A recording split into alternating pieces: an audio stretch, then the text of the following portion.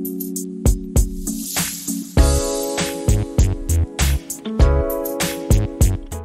Hi guys, what's up, welcome back to a channel. So guys, आज की इस video में हम टाटा टिगोर के ओनर से मिलेंगे, जानेंगे पूरा उनका एक्सपीरियंस, पॉजिटिव नेगेटिव सबकी बात करेंगे। और आप देख ही रहे होंगे इस कार में मॉडिफिकेशन भी हुई है, इसकी बात करेंगे। तो मिलते हैं इस कार के ओनर से, जो कि आलोक भाई। कैसे हो भाई? Hey guys, hi everyone.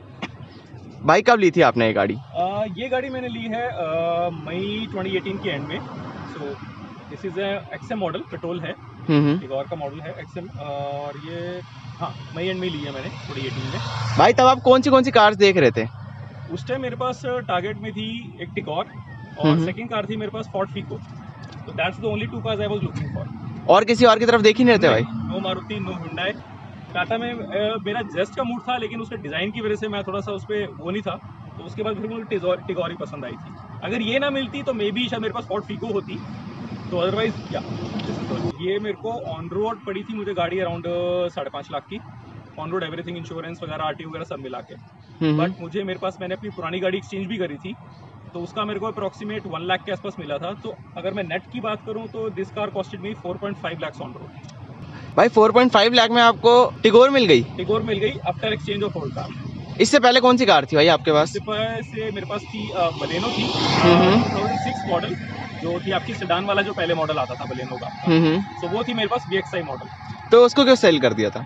उसका थोड़ा सा पार्ट्स वगैरह आप जानते हैं, मतलब बहुत लोग शायद जानते होंगे, उसके SGP के पार्ट्स आते हैं, तो वो काफ़ी कॉस्टली हैं कंपेयर टू MGP। तो उसकी अवेलेबिलिटी और जेन्युइनिटी पार्ट्स बहुत मुश्किल से मिल रहे हैं। प्लस उसका रनिंग कॉस्ट काफ़ी हाई थी। उसकी local average I think so that was 10 kilometres पर litre max, and on highway 14 to 15 is max. इस कार की कितनी एवरेज है भाई? इसकी लोकल अराउंड 13-14 रहती है एवरेज, अगर मैं नॉर्मली अपनी चलाता हूँ। एंड हाईवे में मैं 20-22 के बीच में निकाल लेता हूँ विद नॉर्मल से डेट ड्राइविंग एंड एवरीथिंग। तो 20-22 के आसपास मेरे निकल आती है, बिकॉज इस काम में, गाड़ी में काम बहुत हुआ है, इसमें वेट बहुत ऐड हुआ है एडिशनल भी, बाद में भी उसकी ही बात करेंगे भाई अभी। हाँ बिल्कुल। आप कितनी चला चुके हो इस कार को? ये मेरा अभी करंटली है 61,000 किलोमीटर्स। तो ये अराउंड 4 years 7 months हो चुके हैं मुझे टोटल। 61,000 मेरी गाड़ी चल चुकी है। और सर्विस कॉस्ट क्या आती है इस कार की? सर्विस कॉस्ट जो मेरी अप्रॉक्सीमेट रहती है, अगर मेजर सर्विस की बात करूं तो अप्रॉक्सीमेट, अभी तो मेरी जैसे गाड़ी एक्सटेंडेड वारंटी में है, तो अभी मेरी जनरल चेकअप भी होता है सर्विस सेंटर में, मेजर भी होता है। सो ओवरऑल दोनों का मिला के भी मेरा अप्रॉक्सीमेट 5,000 to 5,500 दोनों का मिला के अप्रॉक्सीमेट 1 साल का सर्विस कॉस्ट है। दैट इंक्लूड्स ऑयल चेंजेस वगैरह सब कुछ जो मैंडेटरी थिंग्स हैं सर्विस के लिए। तो वो मेरा एक्सपेंस यही, मैं फालतू काम कभी नहीं करवाता हूँ। सो मेरा एक है रूल के जो चीज़ मुझे चाहिए, I ask the service guy to do that only, nothing extra. कितने थाउजेंड पे आप इसकी सर्विस करवाते हो? एवरी 15,000, और अगर ज़्यादा चलती है तो 12 months। सर्विस एक्सपीरियंस कैसा है आपका? Service experience is a very plus point for मी। अब होस्ट बहुत लोगों के साथ आई नो के एक्सपीरियंस बहुत गंदा है टाटा सर्विस सेंटर के साथ, बट मेरा पर्सनली मेरा एक्सपीरियंस बहुत ही अच्छा है। मतलब मैं उनको हमेशा 10 पॉइंट्स ही देता हूँ, क्योंकि एक तो है कि मैंने शुरू से गाड़ी की अपनी सर्विस वहीं करवाई है। तो मेरा एक्सपीरियंस, कभी मेरी कंप्लेंट्स एवरी फर्स्ट टाइम में रिजॉल्व हुई हैं, कभी भी कुछ मेजर हो माइनर हो तो कभी कोई इशू नहीं आया। Not even any claim issues, कि अगर कोई वारंटी क्लेम्स हैं तो बहुत आराम से होते हैं मेरे। और जो अगर कोई इशू बताए जाते हैं तो वो अच्छे से सुनते हैं, उसको रिजॉल्व करते हैं। तो पॉजिटिव्स में आते हैं तो सबसे पहला पॉजिटिव पॉइंट मेरे लिए है इसका लुक्स। इसका जो नॉच बैक लुक है, बड़ा स्पोर्टी लुक है, स्पोर्ट्स बैक बोलते हैं इसे बेसिकली कई लोग इसे। तो बहुत अच्छा है कि आपको कूप टाइप डिज़ाइन मिलता है। बहुत लोग इसको BMW GT से भी कंपेयर करते हैं लुक्स के टाइप में, क्योंकि उसका लुक अच्छा है। Space is the one looks. इसका ground clearance is a very plus point for me. अंदर का सीटिंग अरेंजमेंट जो है इसका, इट्स नॉट स्लॉच डाउन, कि आपको आराम से आप बैठते हो, and the glass area is good enough कि आपको अच्छा विजिबिलिटी मिलती है आउट की, and you have a good control of the car. Boot space इसका बहुत अच्छा है, 420 लीटर्स का बूट स्पेस है। You can fill it to the brim, कि आपको ये नहीं डर रहता है कि आप बूट लिड बंद करोगे तो कोई चीज़ दब जाएगी, पूरा भर सकते हो। स्पेस वाइज जैसे हमने बहुत बार ट्रैवल करा है फैमिली के साथ, तो उन्होंने कभी कंप्लेंट नहीं करी कि उनको बैक कंफर्ट में या कुछ इशूज़ आए हैं, कि कोई बैक पेन हुआ या कुछ हुआ लॉन्ग ड्राइव पे, कभी भी इशू नहीं आया। कंफर्टेबल है भाई कार? कंफर्टेबल मेरा पसंद है, वही कह रहा हूँ। मैंने 60,000 चलाई है मैंने ये गाड़ी। आप मानेंगे मैंने 2018 मई में ली थी, एंड बाय मार्च 2019 ये कार मैंने 30,000 चला चुका था। तो आप सोच सकते हैं कि अगर मेरे को अच्छा ना लगी होती गाड़ी में तो रन ही ना करता। तब ये गाड़ी नोएडा में हुआ करती थी उस टाइम, और मैं ऑलमोस्ट डेली रन करा करता था, कैब छोड़ के ऑफिस में गाड़ी से ही आया करता था। भाई हमने पॉजिटिव की तो बात कर ली सारी, नेगेटिव क्या लगता है आपको इस कार में? नेगेटिव इसका सबसे बड़ा फॉर मेरे लिए है इसका इंजन और गियरबॉक्स। मैं ये नहीं कहूँगा कि ख़राब है, बट उसको इंप्रूवमेंट चाहिए टाटा की तरफ से। देखिए हम कंपैरिजन करते हैं आज की डेट में भी, अगर हम कंपैरिजन करते हैं तो मारुति और Hyundai से करते हैं। उनके इंजन्स रिफाइंड है, 3 सिलेंडर होने के बावजूद भी दे आर क्वाइट रिफाइंड, बहुत साइलेंट है कि आपको पता भी नहीं चलता है गाड़ी में बैठे हुए। लेकिन इसमें है कि है नॉइज़ है 3 सिलेंडर के मुकाबले, वो नहीं कहेंगे कि 3 सिलेंडर ही है, लेकिन वाइब्रेशंस कंपैरेटिव उन इंजन्स के मुकाबले और नॉइज़ थोड़ा एनवीएच लेवल इनको इंप्रूवमेंट की जरूरत है। BS6 में इन्होंने इंप्रूव करा है, बहुत ज़्यादा इंप्रूव करा, मैं खुद कहूँगा, मैंने दोनों गाड़ियाँ चलाई हैं साइड बाय साइड। BS6 में इंप्रूवमेंट है, लेकिन still they can improve more, they have the capability कि वो और इस पे काम करके एक अच्छा एक्सपीरियंस दे सकते हैं, यूज़र एक्सपीरियंस। प्लस हाँ, एक इसका मेरे पास बहुत एक कंप्लेंट कॉमन सुनने को मिलती है, लाइटिंग, हेडलाइट लाइटिंग। वो एक बहुत बड़ा वो है नेगेटिव पॉइंट है इनके लिए कि इनको इस पे काम करना चाहिए इंप्रूवमेंट के लिए, क्योंकि बहुत लोग नाइट ड्राइव्स ही करते हैं, तो इनको लाइटिंग अपनी हेडलाइट की अच्छी थोड़ी इंप्रूव करनी चाहिए। So these are the major 2 negative points for me. बाकी अभी तक मेरे लिए कोई नेगेटिव पॉइंट नहीं है, अदरवाइज एवरीथिंग इज गुड। तो एक इंसिडेंट हुआ था हमारे साथ 2019 में during a trip to Mussoorie. तो हमारे क्या था, एक स्टीप, हम जा रहे थे धनौल्टी की तरफ, तो एक काफ़ी स्टीप चढ़ाई थी, एक यू टर्न था एंड काफ़ी स्टीप था, तो वहाँ गाड़ी रुक गई। So even full acceleration it was not moving at all. तो हमने क्या करा, अब हम लोग 5 थे गाड़ी में, तो I just asked them everybody to move out, कि हम सिर्फ मैं था, तो हमने 4 निकाल के फिर हमने गाड़ी मूव करी, थोड़ा चल गई, मूवमेंट आ गई, then we good back. But उसमें लेकिन इंटरेस्टिंग एक चीज़ है, हमारे साथ एक नेक्सन डीजल भी थी BS4 साथ में, and it was carrying almost 4 passengers, और वो मेरे से दो आई थिंक सो 5-10 मीटर आगे उसके साथ भी सेम चीज़ हुई थी। वो हमारे साथ की ही गाड़ी थी और वो भी स्टीप वेल पे स्टिल हो गई थी। तो ये पता लग रहा है कि गाड़ी ने अपना परफॉर्मेंस अच्छे से दिया। अगर नेक्सन रुक सकती है वहाँ पे, तो ये रुक गई तो कोई बड़ी बात नहीं। बहुत अच्छा एक्सपीरियंस था, लेकिन पता लगा कि हाँ, गाड़ी में पावर है, बट ये नहीं है कि उसने धोखा दे दिया कि सब जा रही हैं तो ये हम खड़े हो गए, तो इट वॉज फाइन। बट हाँ, एक एक्सपीरियंस अच्छा होता है जो माइंड में रहता है लॉन्ग टर्म के लिए। भाई पहाड़ों में जब आप कह रहे हैं आप लेके गए थे, तो कहीं से तब लगा कि यार पावर कम है कार में? नहीं, कभी नहीं फील हुआ। मैंने 3rd गियर पे विद 4 पैसेंजर्स गाड़ी बहुत अच्छे से मसूरी में ड्राइव करी है। मतलब आप गियर चेंजेस थोड़ा सा फ्रीक्वेंट आपको ज़्यादा करने पड़ते हैं, क्योंकि इसका एडेड वेट बहुत है गाड़ी का। पावर वाइज कम नहीं है, जस्ट वेट आपको थोड़ा फील होता है लग करने में, बट अदरवाइज ऐसा नहीं है कि बिल्कुल ही गाड़ी कहीं बैठ गई हो। इट वेंट फाइन, बिल्कुल ही। आपने मॉडिफिकेशन कराई हुई है इसमें, तो आप फ्रंट से शुरू करो, आपने क्या क्या मॉडिफिकेशन कराई हुई है? फ्रंट में देखें तो सबसे पहले हम शुरू करते हैं बम्पर से। तो ये बम्पर जो आप देख रहे हैं, ये आपको डिफरेंट दिखेगा टियागो टिगोर से। ये एक्चुअली JTP का बम्पर है। जिन लोगों को नहीं पता कि टियागो टिगोर में JTP एक परफॉर्मेंस वर्जन आता था, तो इसमें ये बम्पर आता था। तो ये मैंने स्पेशल रिक्वेस्ट पे टाटा से चेंज करवाया था। तो ये मेरे को बम्पर मैंने क्लेम के थ्रू करवाया था, तो ये मेरा बम्पर डला था। It costed me around 8000 in claim, तो जो एक्सपेंस वगैरह का लेस करके। तो ये मेरा था। इसके साथ ही ग्रिल्स वगैरह चारों हैं। इसमें फिर हमने नीचे बम्पर में हमने LED प्रोजेक्टर्स डाल रखे हैं, फॉगलाइट प्रोजेक्टर्स। तो इसमें 2 लेंस हैं यहाँ पे, एक स्टैंडर्ड LED है, प्लस इसमें एक हाई बीम असिस्ट है। तो जो छोटा लेंस आप देख रहे हैं, इसकी पेंसिल बीम निकलती है, जिसकी वजह से रेंज आपको ज़्यादा मिलती है यानी कि स्विचिंग ऑन हाई बीम, तो उसका कवरेज बहुत अच्छा है। तो भाई थ्रो कैसा है इसका? थ्रो मैं आपको एक वीडियो शेयर करूँगा, आपको शायद आइडिया लग जाएगा। मैं आपको एक नाइट वीडियो शेयर करूँगा थ्रो का। लेकिन ऐसा है कि आप उस थ्रो के साथ, मैंने सिर्फ इन फॉगलाइट्स के साथ अपना चंडीगढ़, दिल्ली टू चंडीगढ़ मैंने ड्राइव करी on highway at night only with the fog lights on. Headlights भी ऑन नहीं करी मैंने, headlights only for flashing. Otherwise मैंने पूरी ड्राइव सिर्फ फॉगलाइट्स के साथ ऑन करके ड्राइव करी। इसका रेंज बहुत अच्छा है, अराउंड 100 मीटर्स तो आराम से कवर करता है आपका ऑन रोड, अगर आपका है कवरेज। तो बहुत अच्छा आउटपुट देते हैं, बहुत मतलब ब्यूटीफुल फ्लैट कर्व आता है, कोई आपको एक्सेसिव ग्लेयर भी नहीं आता दूसरी गाड़ी के सामने। तो वो अपना लो बीम पे चलता है, और व्हेन यू और इट है हाई बीम फंक्शन, तो हाई बीम करते हैं इसकी बीम भी अप हो जाती है, like it happens in the headlight. तो बहुत अच्छा आउटपुट है इसका। ये है फॉगलाइट्स, पार्किंग ऑन करी है। ये है हमारी low beam of the headlight LED projector. अगर मैं फॉगलाइट्स ऑफ कर देता हूँ तो ये लो बीम LED प्रोजेक्टर है ये। उसके बाद बात करें नेक्स्ट, हमारे पास ये हेडलाइट्स हैं। ये शायद लोग सोचेंगे कि आफ्टर मार्केट है, बट ये एक बहुत स्टैंडर्ड जो इसका H4 मॉडल की हेडलाइट्स आती है नॉर्मल, उसको मैंने कस्टमाइज़ किया हुआ है। उसके रिफ्लेक्टर को ब्लैक आउट वगैरह पूरा इंटरफेस को, ये मैंने एक LED प्रोजेक्टर लगाया हुआ 3 इंच का, जिसमें हाई बीम लो बीम दोनों है। 55 वॉट के आसपास है ये, इंक्लूडिंग इसमें आपको पैनामेरा का शॉट मिलता है with 4 dots as a DRL, और एक नीचे DRL मैंने एक एक्स्ट्रा ऐड करी हुई है। तो ये वाइट है प्लस सिक्वेंशियल है, तो this works as a DRL और indicator also for both sides. तो इसकी क्या कॉस्ट पड़ती भाई आपको? ये मेरे को, अगर मैं हेडलाइट का मॉडिफिकेशन की बात करूँ तो ओवरऑल आप मान के चलिए मेरा total expenses 20,000 on this headlights, excluding the headlight cost. तो इसमें प्रोजेक्टर्स की कॉस्ट आ गई, आपकी मेरी DRL की कॉस्ट आ गई, ब्लैकआउट एवरीथिंग, श्राउड वगैरह सब कुछ, अप्रॉक्सीमेट 20,000 का एक्सपेंस है मेरा टोटल हेडलाइट स्पेस पे। तो ये एक्चुअली मैंने हेडलाइट्स अपने घर पे मॉडिफाई खुद करी है। तो मैंने शुरू से इससे पहले टॉप मॉडल की हेडलाइट्स डलवा रखी थी, जो आपकी एग्जैक्ट प्लस मॉडल में आती है, प्रोजेक्टर प्लस अपना हाई बीम।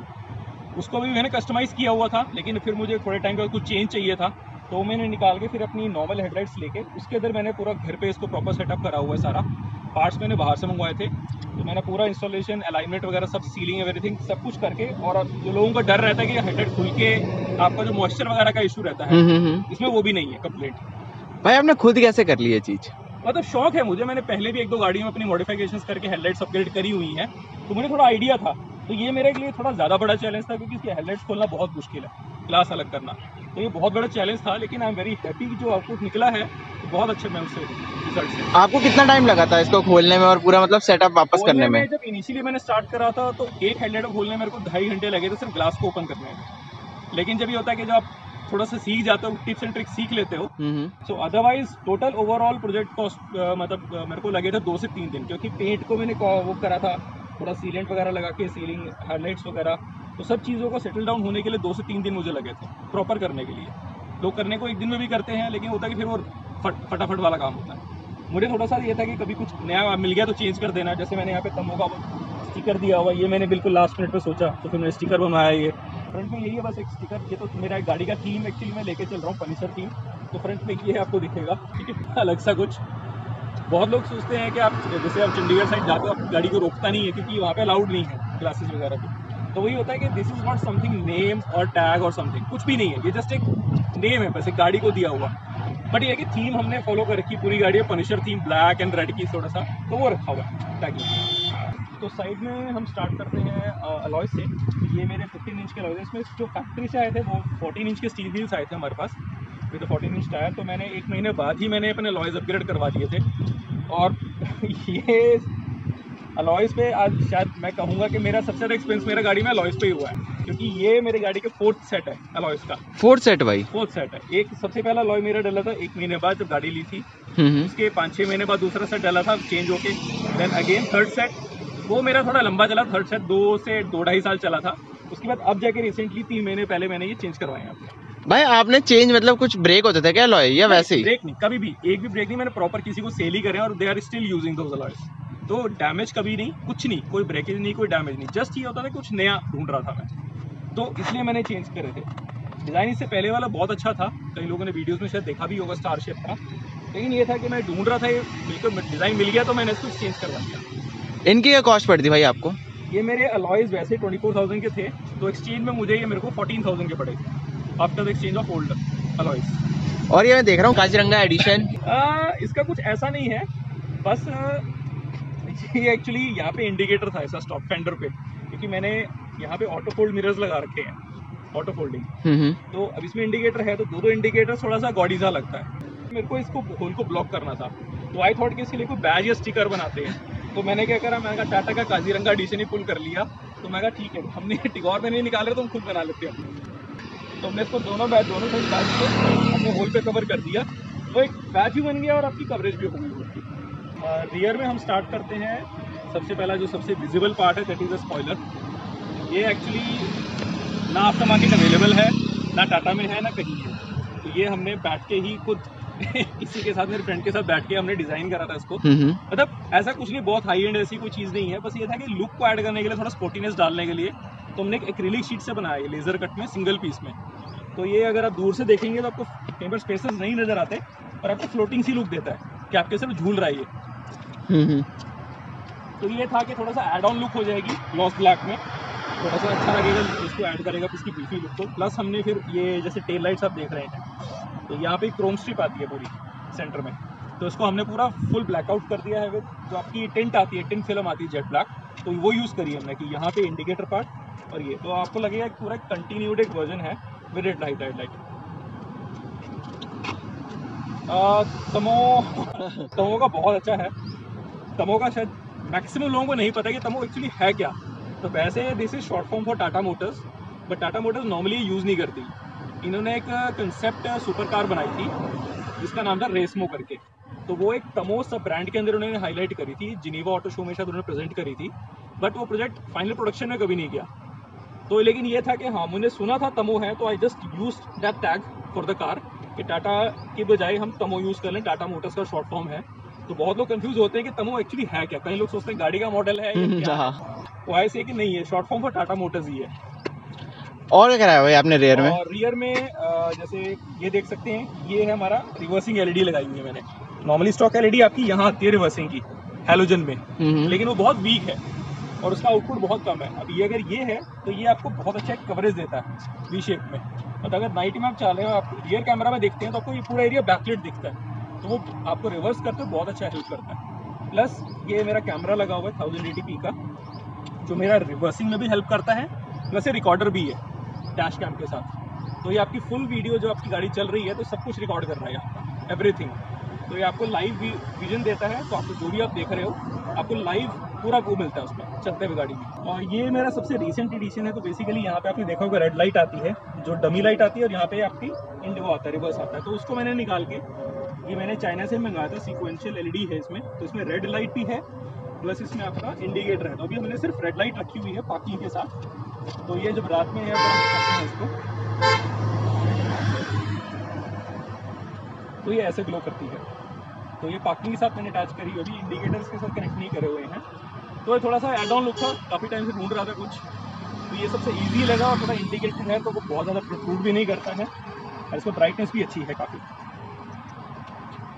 एंड लास्ट अगर हम रियर में बात करें तो ये आपको एग्जॉस्ट दिख रहा है। तो this is a dual tip setup. तो इसमें हमने एंड कैन चेंज करा है विद ड्यूल टिप्स। ये मैंने काम हमने करवाया था सैलेंसर गैराज से, सीपी में है, बहुत लोग जानते हैं silencer house and silencer garage.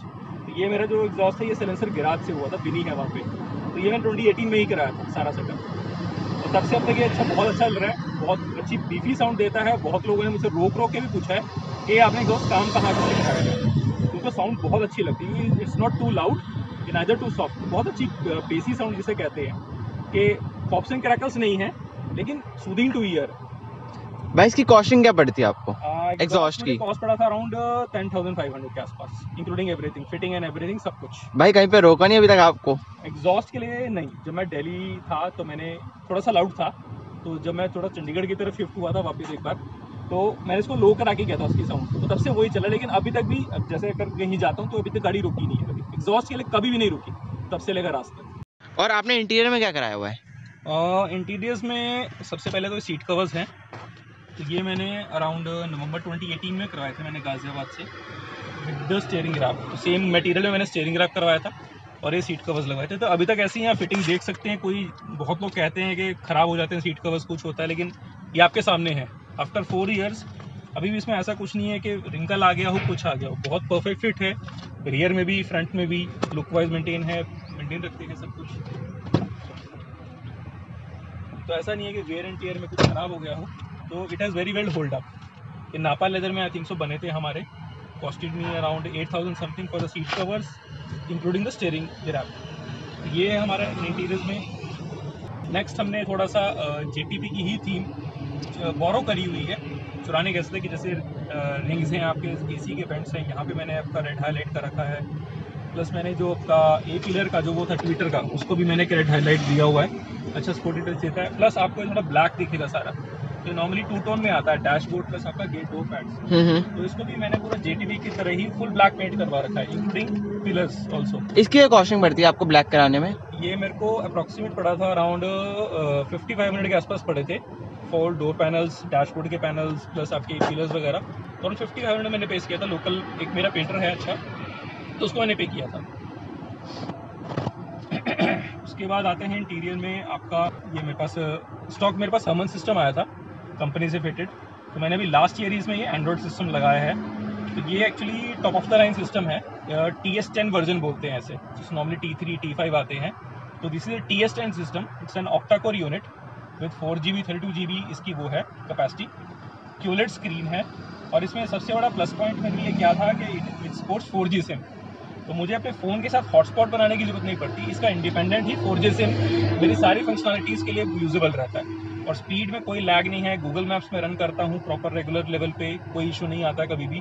Proper मेरा म्यूजिक, इसका बहुत अच्छा साउंड क्वालिटी आती है। तो बूट्स मेरे पास साउंड मतलब DSP है, तो मैं इक्वलाइजर अपने हिसाब से सेट कर सकता हूँ, तो इट परफॉर्म्स वेरी वेल। कई लोग कहते हैं कि हरमन के साथ कंपेरेबल नहीं हो पाते हैं आफ्टर मार्केट सिस्टम, लेकिन मुझे, अगर मैं फ्रैंकली बोलूँ तो मुझे शायद उससे ऊपर लगा ये।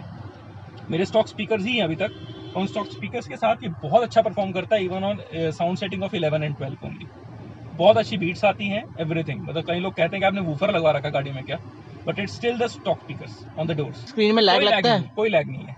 मतलब मैं गूगल मैप्स रन करता हूँ, मैं इस पे अमेजॉन प्राइम तक देखता हूँ, नेटफ्लिक्स देखता हूँ, यूट्यूब देखता हूँ, कहीं पर गए, कहीं पार्किंग बैठे वेट कर रहे हैं, तो just run these applications without any lag. Internet speed ठीक है, सब चलता रहेगा, अदरवाइज बिल्कुल भी लैग नहीं है, कोई स्टॉप नहीं हुआ। प्लस इसमें OTA अपडेट्स आते हैं, जैसे हमारे फोन में आते हैं OTA अपडेट्स कुछ इंप्रूवमेंट के लिए, तो इसमें भी OTA अपडेट्स हैं। कहीं मेरे को पेन ड्राइव नहीं लगानी, कुछ नहीं लगाना, तो जो सेलर ने रिलीज कर दिया, मैन्युफैक्चरर ने, वो आ जाएंगे इसमें। और इंस्ट्रूमेंट क्लस्टर में थोड़ा सा मैंने ये बिल्कुल प्लेन जैन ही आया था, तो हमने यहाँ पे एक रेड हाईलाइट करी हुई है, रेड उसमें, और ये जो है नीचे अंदर लोगों से हमने अंदर बनाए हुए, ग्लास के अंदर है ये। तो नीडल जब मूव करती है तो दीज आर स्टिल, ऐसा नहीं है कि ये नीडल के साथ मूव होते हैं, नीडल के साथ ये स्टिल रहते हैं। और फिर मेरे क्रोम की एक आपको दिख रही है आउटपुट लाइन, ये भी मैंने ऐड करी है बाद में। ये कैसे करी भाई आपने ऐड? ये सब खोल के करी है, ये सब कुछ आपने खुद करा है? नहीं, ये तो मैंने किसी से बनवाया था, मतलब जो एक्रिलिक का जो बनाया था स्पॉइलर वगैरह, उनसे उनको साइज मैंने दिया, उन्होंने बना के दे दिया, मुझे फिट मैंने कर दिया। मतलब ये है कि आधा कंट्रीब्यूशन मेरा है, आधा कंट्रीब्यूशन उनका है। मतलब बनाने का काम उनका, देने का काम मेरा, कि मेरे को ये चीज चाहिए, ये डिजाइन है, ये स्पेक्स है, तो वो ऐसे है। तो ठीक है, हमारा शिव में जैसे ये है, ये इतना शिव जी की मूर्ति है, तो ये मैंने जो वो है ईशा फाउंडेशन, वहां से मंगाया था। ये बहुत बेसिक थी, कि मतलब बेसिक स्टैंड और मूर्ति। मैंने इसमें भी कस्टमाइजेशन करी हुई है, कि इसमें जो बेस प्लेट है जो आती है इसकी स्टॉक, वो हमने निकाल के अपनी कस्टम प्लेट बनाई है, और इसको बैकलाइट लगाया है आदि योगी को। तो उसमें आपको रेड लाइट जली हुई दिखेगी, अगर आप देखेंगे ये आपको रेड लाइट जल रही है, तो इसको हमने पार्किंग के साथ ऐड करा हुआ है, तो रात को बड़ा अच्छा टोन देता है ये जो जलता है। तो ये हमारा है डैश कैम लगा हुआ है, तो ये मैंने चाइना से मंगाया था, अप्रॉक्सीमेट मुझे अराउंड 8000 कॉस्ट किया था। तो इसमें जो फ्रंट रिकॉर्डिंग है दैट इज 2K सपोर्टिंग, और जो रियर है जो हमने कैमरा डिक्की में देखा था, तो यही कैमरा उसके साथ कनेक्टेड है, तो उसकी 1080 है। तो इसमें आपका अभी देख रहे हैं कि लाइव व्यू है, ये भी फ्रंट का लाइव व्यू है। अगर मैं इसको स्विच करता हूँ तो this is the rear view. अब जब मैं गाड़ी चला रहा हूँ तो मेरा ये लाइव व्यू चल रहा होता है, तो मेरा कुछ जो ये आपका C पिलर से ब्लॉक हो जाता है व्यू, ये नहीं है, मेरे को फुल व्यू मिल रहा है, पीछे क्या चीज आ रही है, क्या रिकॉर्डिंग हो रही है, सब कुछ। भाई आपने चाइना से इंपोर्ट कराया था, तो आपने कैसे कराया था इसको? ये एक्चुअली मैंने पहले तो अलीएक्सप्रेस चलता था लॉकडाउन से पहले, लेकिन अब लॉकडाउन के बाद अलीएक्सप्रेस चालू हुआ, लेकिन लिमिटेड है, लेकिन उनकी शिपिंग बहुत ज़्यादा है। तो अब मैं ये जो मंगा रहा हूँ, ये मैं मंगा रहा हूँ अलीबाबा से डायरेक्टली फ्रॉम सेलर्स। तो ये है कि मैं एज ए सैंपल मंगाता हूँ उनसे, थोड़ा कॉस्ट इंक्लूडिंग पड़ती है, हाँ कस्टम आपको देना पड़ता है इस पर, लेकिन स्टिल यहाँ के मुकाबले कंपैरेटिव लेस कॉस्ट पे मिल जाता है आपको अच्छी यूनिट। इसकी कितनी कॉस्ट पड़ती है आपको? ये मेरे को अप्रॉक्सीमेट 8500 पड़ा था शायद, इंक्लूडिंग द कस्टम्स ड्यूटी। तो ऑनलाइन करके मेरे घर पे एवरीथिंग क्लियरेंस के बाद मेरे को 8500 पड़ा था ये, प्लस जो मेरा मेमोरी कार्ड डाला 256 GB का वर्क एक्स्ट्रा। तो इसमें हमारे परफॉर्मेंस मोड से बात करते हैं हम। तो सबसे पहला है, इस गाड़ी को मैंने रीमैप करवाया हुआ है दिल्ली में GT ट्यूनर्स से। सो NA गाड़ी है, बहुत ज़्यादा नहीं मिलता है, लेकिन हमारे को अप्रॉक्सीमेट 5.5 to 6 bhp का इंक्रीज इस गाड़ी में मिला है ओवर द स्टॉक। तो आपको उसमें पावर के मुकाबले आपको रिस्पॉन्सिवनेस बहुत अच्छा मिलता है। पैडल का आपका रिस्पॉन्स मेरा इंप्रूव हुआ है थोड़ा सा। मतलब मैं ये नहीं कहूँगा कि अगर आप कराना चाहते हैं कराओ, ठीक है, अगर आपको शौक है करा सकते हो। अगर ये टर्बो गाड़ी है तो ज़्यादा बेनिफिट करेगी। NA में इंप्रूवमेंट लेवल बहुत कम है, स्टेजेस आप कहते हैं स्टेज 1 स्टेज 2, तो इसमें अभी अपग्रेड ज़्यादा अवेलेबल नहीं है। इसका वही 7 to 8% का मैक्सिमम अवेलेबिलिटी है। तो अगर आप कराना चाहते हैं आप बिल्कुल करा सकते हैं। तो कॉस्ट थोड़ा सा हाई होती है, लोगों को कई बार एक्सेप्ट नहीं होती कि यार इतना पैसा पे कर रहा हूँ फिर भी कुछ नहीं बढ़ रहा, तो ठीक है, फिर आप उसके साथ कस्टम एग्जॉस्ट जैसे मैंने करवाया हुआ है, एग्जॉस्ट का काम करवा सकते हैं। एयर फिल्टर आप थोड़ा सा ट्यून करा के लगा सकते हैं, ओपन एयर लगा लिया या आपने पैनल रिप्लेसमेंट लगा लिया, तो वो आप करा सकते हैं। तो सेकंड परफॉर्मेंस हमने इसमें ऐड करे हुए हैं लोअरिंग स्प्रिंग्स। तो वो क्या करता है कि गाड़ी को आपको वैसे भी लोअर स्टेंस देता है। तो देखेंगे नॉर्मली आपको टिगोर के नॉर्मल से ही थोड़ा सा लोअर दिख रही है गाड़ी, तो ये अराउंड 30 mm to 35 mm का ड्रॉप है इस गाड़ी में स्टॉक से। तो आपका डाउन क्लियरेंस कम हुआ है लेकिन कभी टच नहीं हुई। एक तो ये कि बेनिफिट, एक तो स्टैंस अच्छा देता है गाड़ी, बहुत अच्छी लुक देती है, प्लांटेड लुक सड़क पे। प्लस इसकी स्टेबिलिटी बहुत अच्छी बढ़ गई है कि आपकी गाड़ी जैसे बॉडी रोल होता है, बहुत कंट्रोल्ड हो गया आपका बॉडी रोल इसमें। और ग्रिप अच्छा बना रहता है, ब्रेक्स का ग्रिप बन जाता है, आपका स्टीयरिंग कंट्रोल बहुत अच्छा आता है। प्लस ऑफ कोर्स तो ये है इसमें लोअरिंग स्प्रिंग्स में, तो ये भी मेरा अप्रॉक्सीमेट दोनों का मिला के अराउंड 40,000 का खर्चा था मेरा, रीमैप प्लस लोअरिंग स्प्रिंग्स का। भाई वैसे ये कॉम्पैक्ट सेडान है, आपने लोअर स्प्रिंग्स और डलवा दिए, थोड़ी नीचे हो गई है गाड़ी, और गाड़ी नीचे हुई है, लेकिन सबको पता है कि टाटा का सस्पेंशन थोड़ा स्टिफ है मारुति और hyundai के मुकाबले में।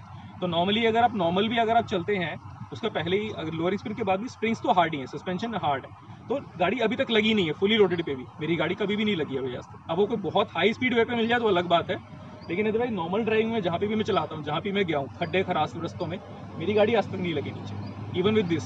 तो ये था आलोक भाई का पूरा एक्सपीरियंस। थैंक यू भाई अपना एक्सपीरियंस शेयर करने के लिए। थैंक्स फॉर एवरीवन, तो आपने वीडियो को देखा इतनी देर तक, थैंक यू सो मच। तो आपको मिलते हैं ऐसे एक और नई वीडियो में, और आपको वीडियो अच्छी लगी हो तो इस वीडियो को लाइक करना, और चैनल पर नए हैं तो चैनल को सब्सक्राइब करना। थैंक यू सो मच दोस्तों।